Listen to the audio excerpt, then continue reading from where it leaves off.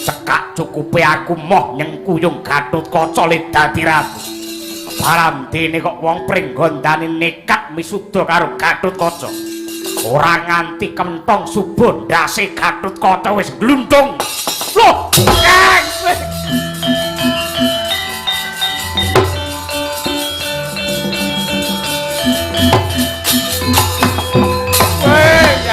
kowe iki piye to Kang? Kowe iki elinga Kakang Brododenta. Kowe kudune netepi tembung bawa leksana aja nglincati sabda sing wis kawedhar.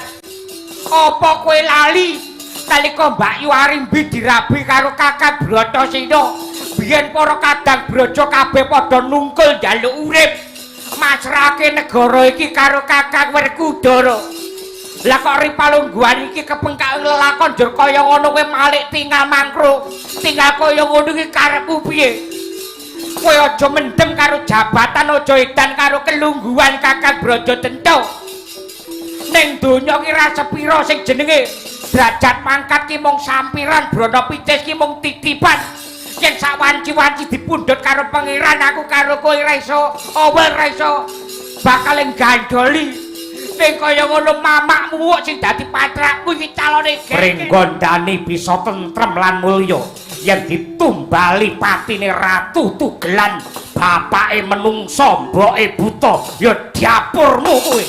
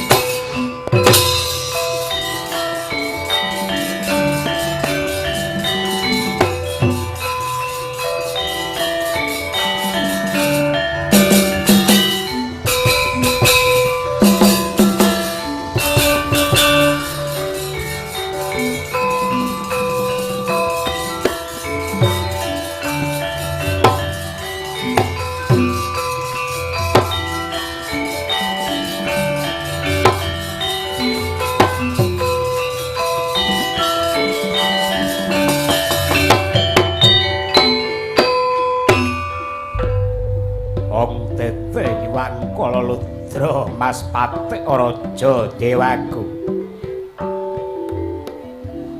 Togo Tejo Mantri. Wonten timbalan kang adhawuh Raden Patih Segipu.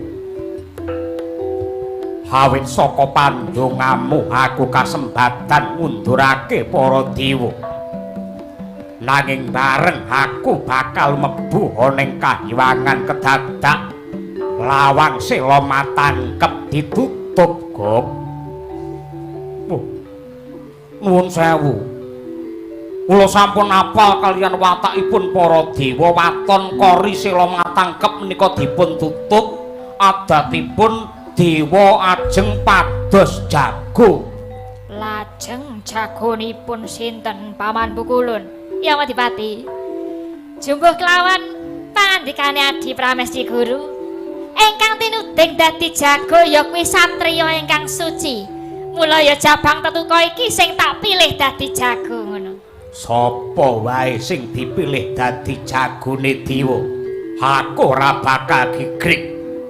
Dewa wae mundur apa meneh sipate menungsa. Ning jagone dewa niku boten sembarang menungsa, nanging menungsa sing pepethingan. Pepethingan piye, Gok? Pepethingan merga kayu kestuba mulya sajiwa kelawan anggane Jabang Tetuka. Bareng karo pedhoting pusar, kejaba saka kuwi bocah iki tedhak turune satriya linuwih ya miwer Kudara lan Arimbi. Oh ngaten. Nggih, leres. Satriya ingkang dados jago dewa niku mesti tedhak turune wong elok. Merga tapa bratane wong tuane mula sing ampuh lajeng anake. Nadyan ampuh kaya ngapa aku ora wedi. Ora wedi ora apa-apa. Ning aku percaya bocah iki bakal menang. Menang pripun? Menangis. Merga yen sampeyan nganti mati tenan iki mengko sing nangisi keluarga sampeyan, tan wurunga sampeyan bakal Getun keduwung merga semunipun Segipu badhe kawirangan tanding kalian jagone dewa. Bener. Bener ya Adipati. Merga jago kuwi keluwihane iso kluruk. Jago kuwi yen kadung kluruk niku larang regane. Sebabe apa jago kok iso kluruk? amarga duwe lambe. Dadi yen duwe lambe kuwi iso kluruk. Ngono. Urung karuan. Sumur kae nyatane duwe lambe ya ora iso kluruk. Mergane sumur kae ora duwe cucuk. Titenono apa wae yen ora duwe cucuk mesti ora iso kluruk. Ah, sing ngomong sapa? Mentok kae duwe cucuk ya ora iso kluruk kok. Ning lak iso nyosor. Ayo. Lah pokok kowe apa iso nyosor ngono? Kowe apa iso nyosor? Ya iso wae. Yen ora percaya engko bar wayangan apa piye tak sosor. Segipu. Kaya ana suarane dewa kae dewa sapa? Agyate sang kapirangu. Rinangka kinempit-kempit dosang reknaning bawana. Ya si tukang walang ati.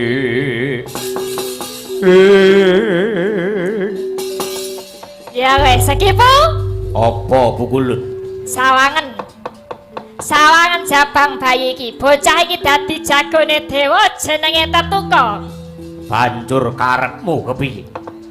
Yen kowe bisa cilik ngalahake, gedene bisa mateni Jabang Tetuka. Bathari Supraba boyongan Segipu. Gorenak gaglake limpane ha.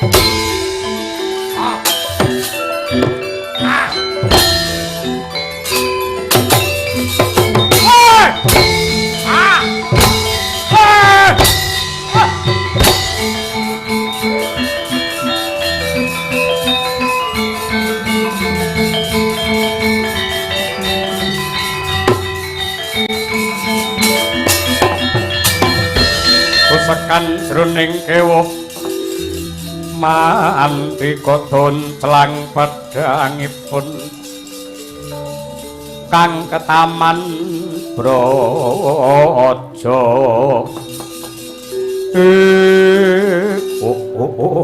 ladala iki bayi apa ing atase tak idak-idak malah iso ngadeg ndak gigit siung pengapit parandene malah saya digdaya nanging yen aku tanding karo bayi abang menang ora kondang kalah malah babar wirang para dewa tak balekke jagomu wujude bayi iki yen pancen kowe digdaya kowe duwe keluwihan ayo bayi iki gedhekno men timbang bobote karo sekibu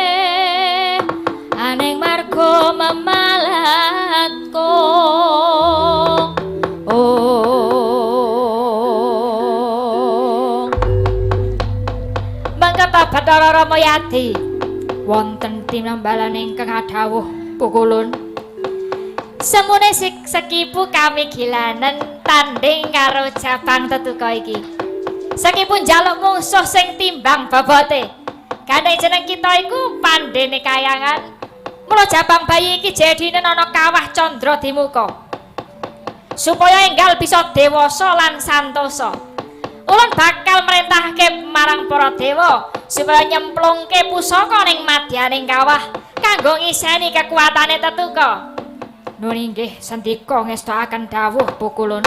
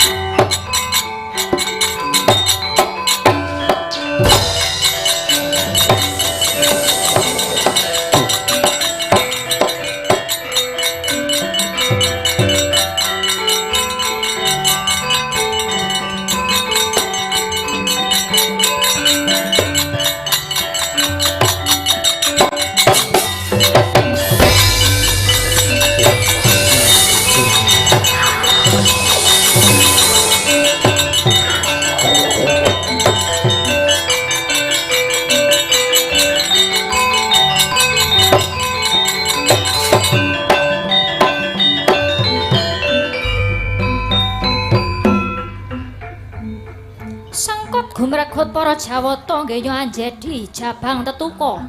Saliring pusaka lan braja wus manjing jroning kawah, abang branang geni mumpal-mumpal gegirisi. Pungkasane Yang Girinata gya paring pusaka 3 nenggih caping Basunanda, Kotangantra Kusuma miwah kasut padha kacrema. Dupi wus paripurna panjedining jabang bayi.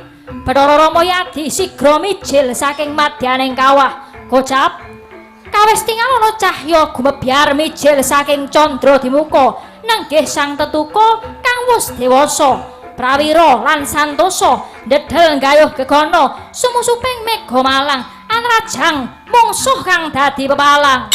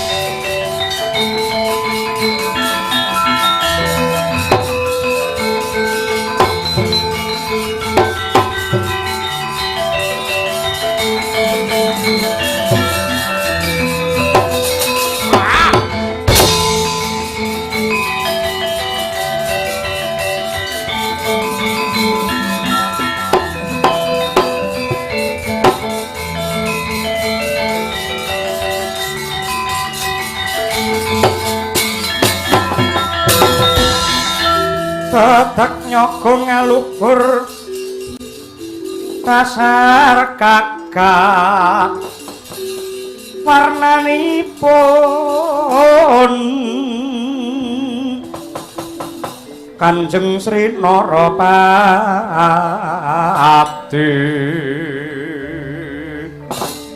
Raja kang abel ratu kenta-kenta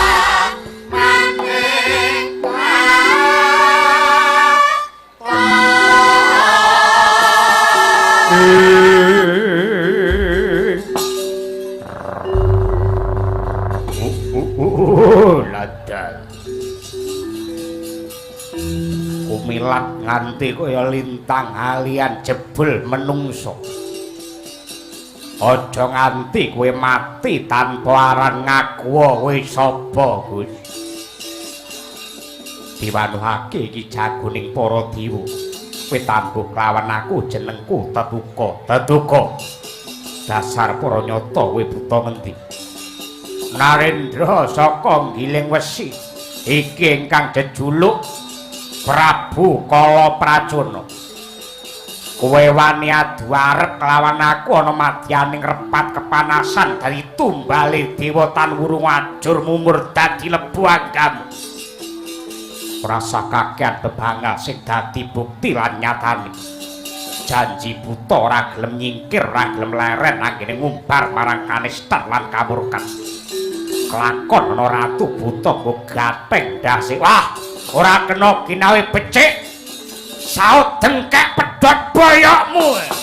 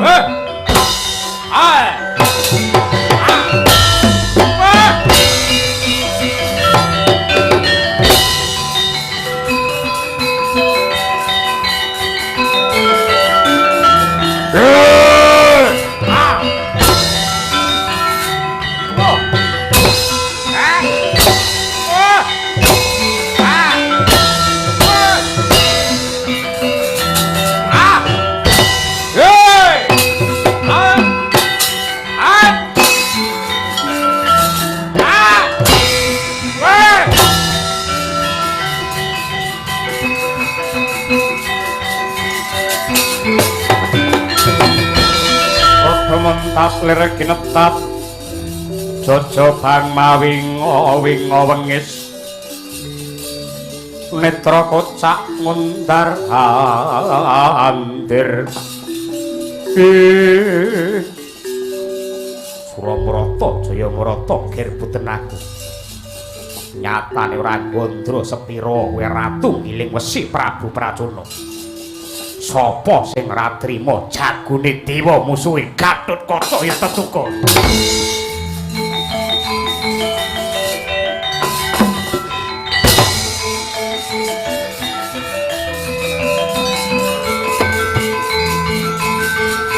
oh kanjenge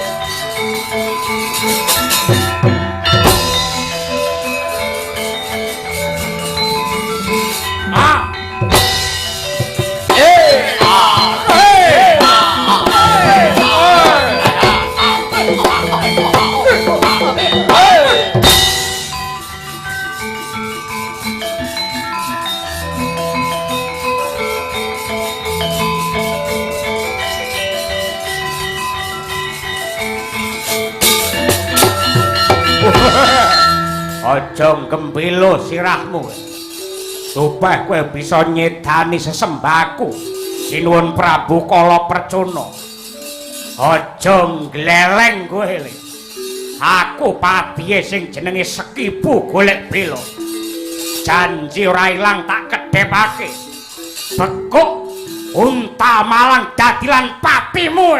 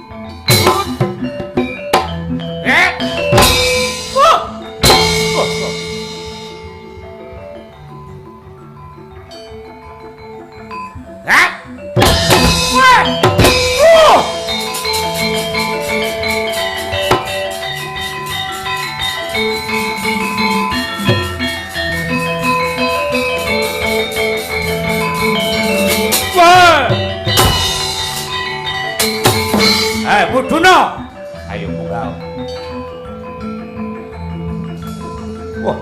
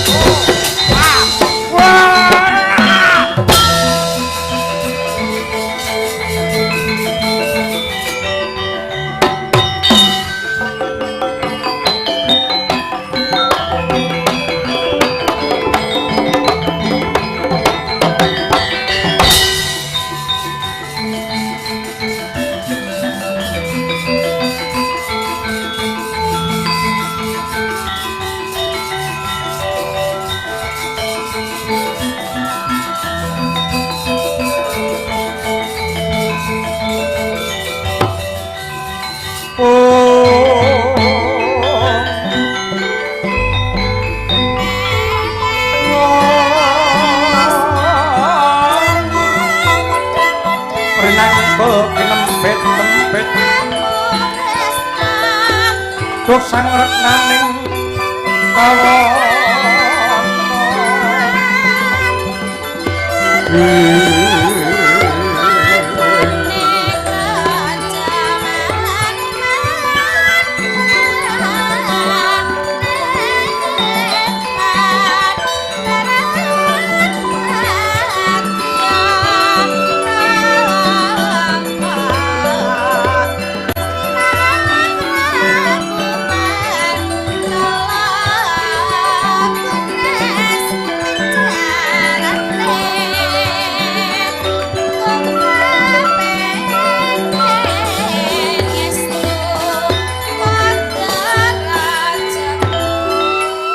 Astungkara sidam sekaring bawana langgeng Surasudira jayaning kanang raksa brasta tekaping ulah Darmastuti Arimbi kelawan Werkudara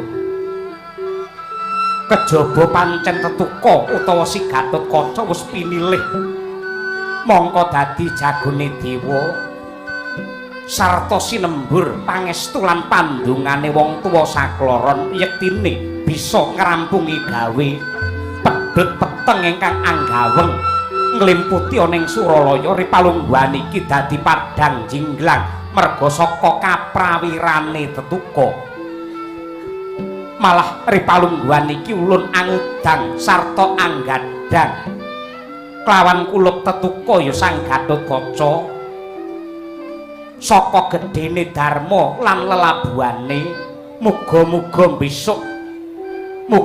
besok dewasane bakal sembodo dadi ratu ingkang mahambek adil para marta.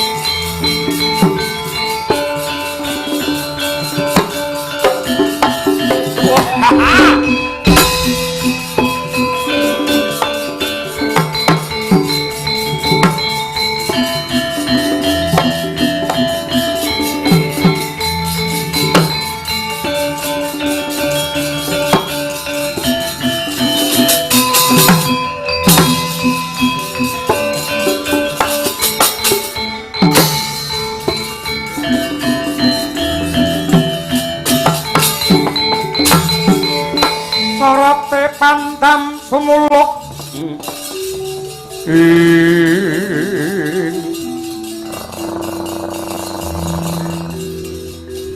ndak sawang ingkang tumeka ning glagah tinunu dulurku ragil kala bendana napa kala bendana Gusti Kakang Bradadenta apa kira-kira panjenenganmu ki ora kulak pawarta adol pakrungu. Pregodani ki arep duwe gawe gedhen, Kang. Malah wiwit dina iki para pepundhen, para pini sepuh sanak kadang pawamitra wis nglumpuk ana kraton Pregodani kuyung-kuyung anyek kuyung. Ponakamu Gatotkaca iki bakal kawisuda dadi ratu ing besok dina anggara kasih. Aku wis miling-miling jejangkung, wis neliti sapa wae sing rawuh. Para kadang braja kabeh rawuh, para pinisepuh rawuh. Ning kok kowe ora ketok kowe ngopo Kakang Bradadenta?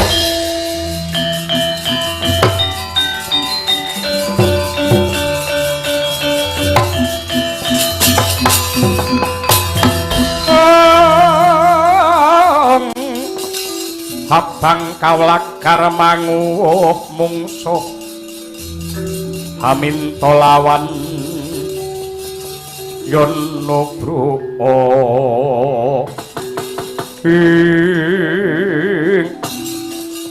kala bendana kang kaya kuwi mara kaki jerengen gobokmu lekno mripatmu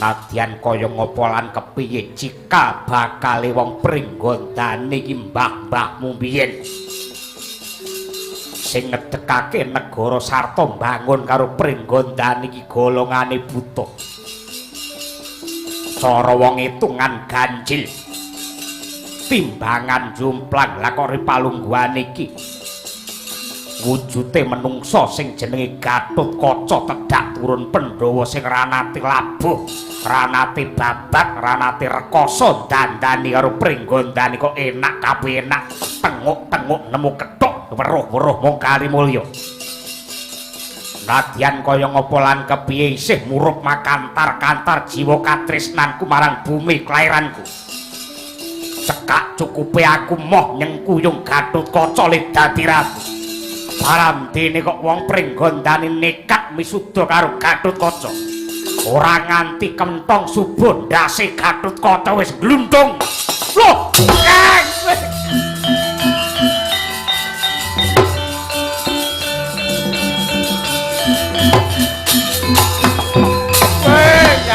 kowe iki piye to Kang kowe iki elinga Kakang Brododinca kowe kudune netepi tembung bawa laksana aja nglincati sabda sing wis kawedhar apa kowe lali nalika Mbak Yu Arimbi dirabi karo Kakang Bratasena biyen para kadang braja kabeh padha nungkul njaluk urip masrahake negara iki karo Kakang Werkudara lah kok ripalungguhan iki kepengkak lelakon njur kaya ngono kowe malik tinggal mangkro tinggal kaya ngono iki karepmu piye kowe aja mendem karo jabatan aja edan karo kelungguhan Kakang Brododinca ning donya ki ra sepira sing jenenge derajat pangkat ki mung sampiran brana picis ki mung titipan yen sawanci-wanci dipundhut karo pangeran aku karo kowe ra iso owel ra iso bakal gandoli ning kaya ngono mamakmu sing dadi patrakku iki calone geger geger pancen tak tekad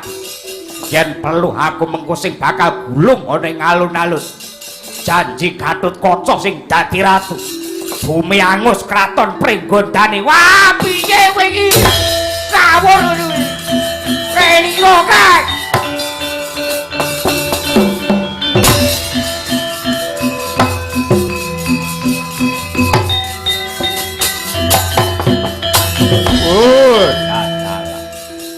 sisan gawe ripalungguhan iki ngibarate wong nyabrang wis kebloh ngibarate gunung tak unggane ngibarate segara jero jajakane Gatotkaca yen pancen prawira yuda nandingi kridane Brododinca gegemen negara pringgondane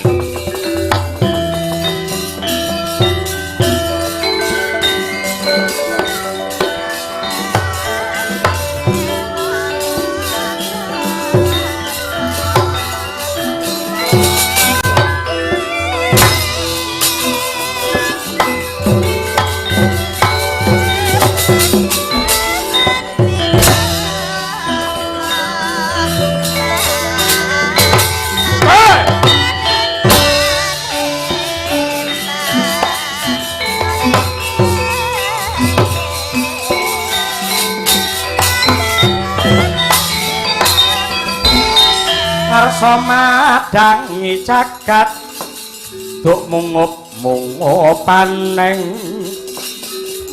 kapusak ing bukir marbabak bang sumirat keneng soroting surya mega lan gunung-gunung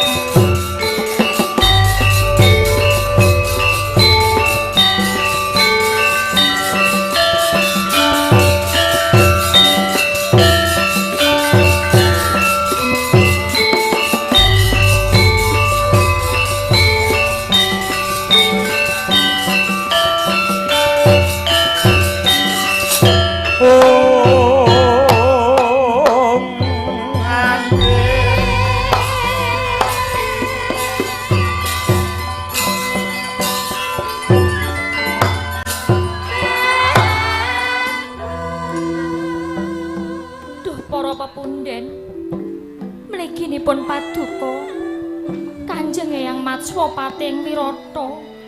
Kula ngaturaken panuwun ingkang tanpa upami dene paduka kepareng rawuh ing Pringgondani sarta paring pangestu anggen kula badhe misuda Gatotkaca jumeneng Narendra. Duh Kanjeng Eyang Wirata, jernyatanipun paduka ratuning para ratu, sesepuhing para narendra. Monggo kula aturi murba wasesa wisudanipun ingkang wayah pun teduka. Matswapati kakekku, para sesepuh, Sentana lan kawula wis nunggal swara nyengkuyung Gatot dadi ratu. Mara kageh pratitresna upacara wisudan iki. Oh, iya Ngger, iya. Mesti wae pun Eyang bakal jumurung. Kula nuwun sewu katur dumateng sedaya para lenggah ingkang kepareng rawuh wonten setinggil negari Pringgondani. Kalilan kula pun Matswapati matur kanthi adhedhasar sampun ageng lelabetanipun Gatotkaca sarta golonging cipta para warga Pringgondani sarta jurung pangestunipun para sepuh pramila saking menika ngengeti animbang sarta amutusaken bilih anak kula Gatotkaca nedya kula wisuda dados ratu ing Pringgondani kanthi ajejuluk Prabu Anom Harya Gatotkaca.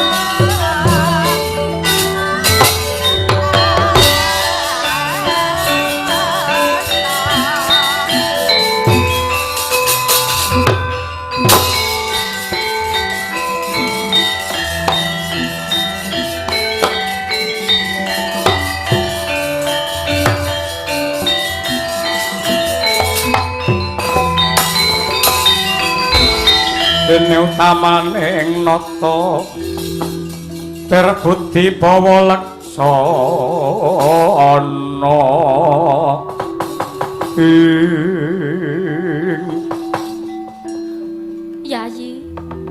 Yayi kala Bendana katon sumengko anggonmu munggah Sitinggil ana apa, Di? Nuwun sewu aku nyuwun pangapura. Dene aku ninggal tata krama seba tanpa piniji. Atur uninga Kakang Mbok Arimbi lan Kakang Bratasena. Dina iki alun-alun Pringgondani geger. Merga saka patrape Kakang Brajadenta sing ora trima Gatotkaca dadi ratu. Malah dheweke sumbar macia-cia. Gatotkaca kena dadi ratu. Waton bisa nglangkai bakene Brajadenta piye iki Mbak piye?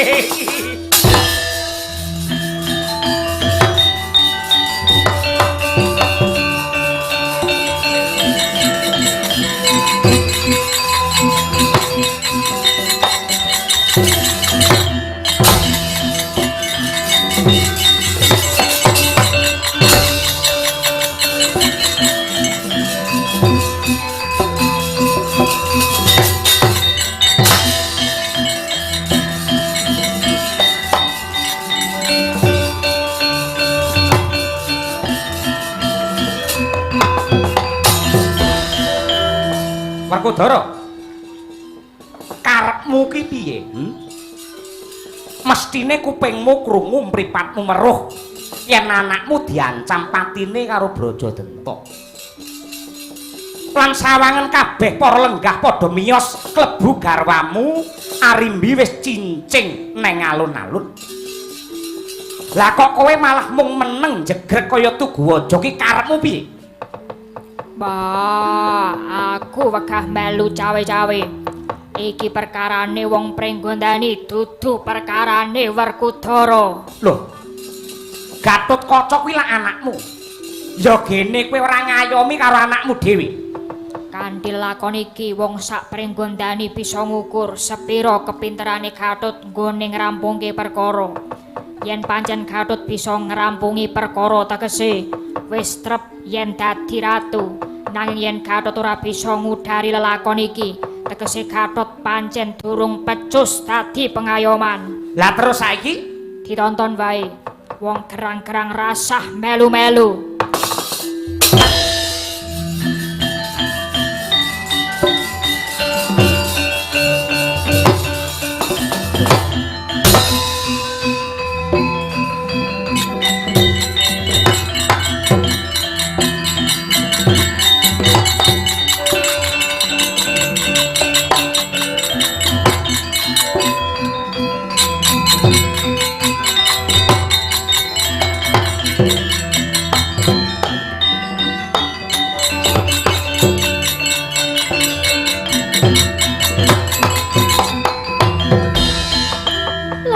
Jagat manuk maning jajalanat kowe Brajadenta.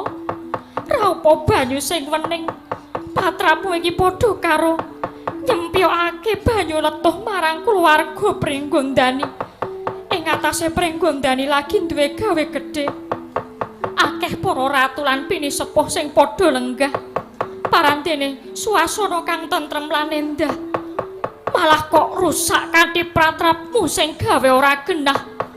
Elingo sak sedane Koko Prabu Harimbo dening Kang Mas Bratasena mbiyen kowe lan dulurmu kadang braja padha njaluk urip lan padha para kadang braja mbiyen wis padha sumpah masrahake Pringgondani marang Kakang Bratasena. Nanging yo kene dina iki kowe ngrincati janji ibarate itu tok dilat meneh mongko elek-eleke kelakuan kuwi yen lambene ora kena digugu kaya dapurmu. Wah, kakean bebangal.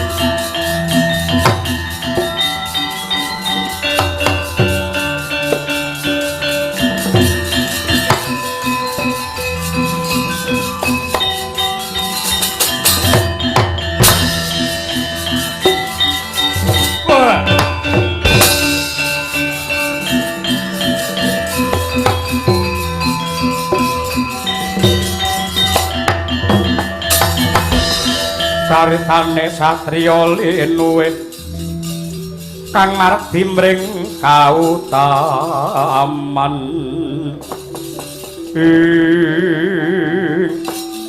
Aduh, Paman Brajadenta ingkang paduka kersakaken menika kados pundi?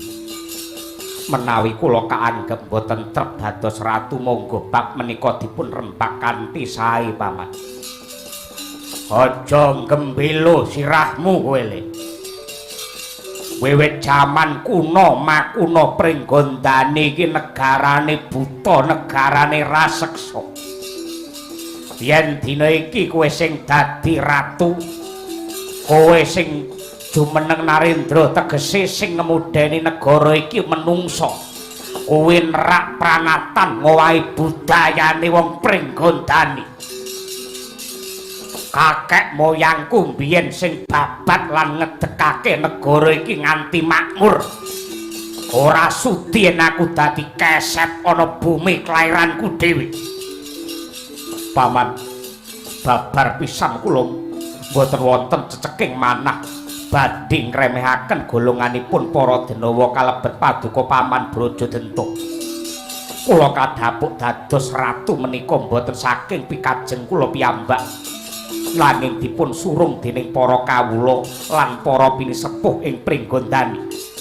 Ing pangajap kanthi Gatotkaca dados ratu saged dados sarana manunggaling trah Eyang Pandhu lan Eyang Trembuku. Tegesipun antawisipun manungsa kaliyan raseksa saged manunggal tetunggalan satemah ambabar kasantosan ing Pringgondani. Wah, tembungmu kaya enak-enak dibadhok. Nanging kowe nggendhong rasa milik sarta pamrih tumrap kamukten Pringgondani. Neng ngarep kaya apik-apika menungsa lan buta manunggal dadi santosa, nanging gumantine wektu gumingsire mangsa tan murunga golongan buta mung dadi gedibale menungsa. Aku tetep ora bisa nampa. Duh Kanjeng Paman, negari Pringgondani menika dumados saking pulo-pulo bebanjaran lan nadyan benten golongan suku adat agama tartamtu badhe nyembuh dumateng kukuh bakuh menawi lelambaran raos panunggal. Ora bakal iso manunggal tetep beda lan ora bakal iso rukun menungsa karo buta. Tumrap benten ing pamanggih menika mujudaken kanugrahan saking pangeran. Waton benten ing pamanggih boten ngobak-obak kalian katentreman. Yen beda nganti kapan wae tetep ora bisa tentrem. Benten ing pamanggih boten saged tentrem menika boten dados sebab waton ingkang dipun tuju menika sami nenggih kangge kajayan lan kamulyaning Pringgondani. Waton sedaya para kawula lan sentana anggadhahe niat suci tartamtu badhe ambabar dumateng Basuki. Pringgondani bisa tentrem lan mulya yen ditumbali patine Ratu Tugelan, bapake menungsa, mboke buta, ya diapurmu kowe. Hei!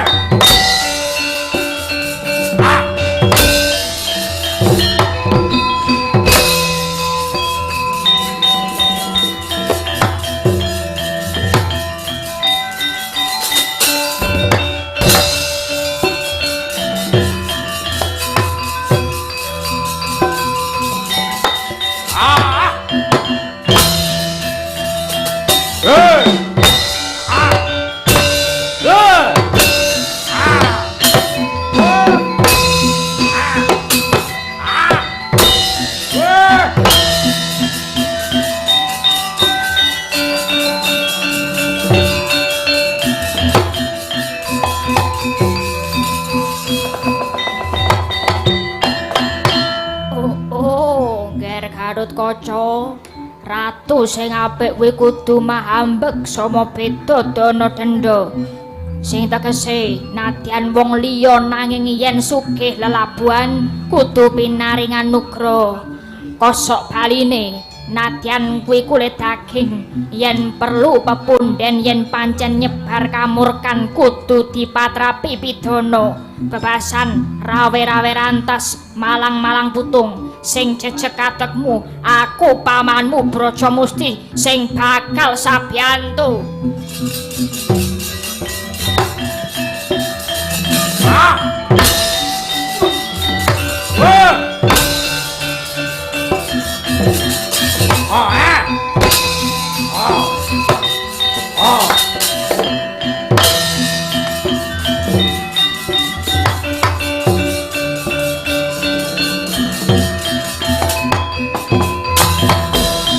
Krida sang kaca negara sigra miting risang Brajadenta miwah sang Brajamusti. Sirah kekarone den Dukumba ical wujuding buta denawa kekalih manjing pring epek-epek astane sang Tetuka dadya daya kekuatan linuwih aji gunting Brajamusti.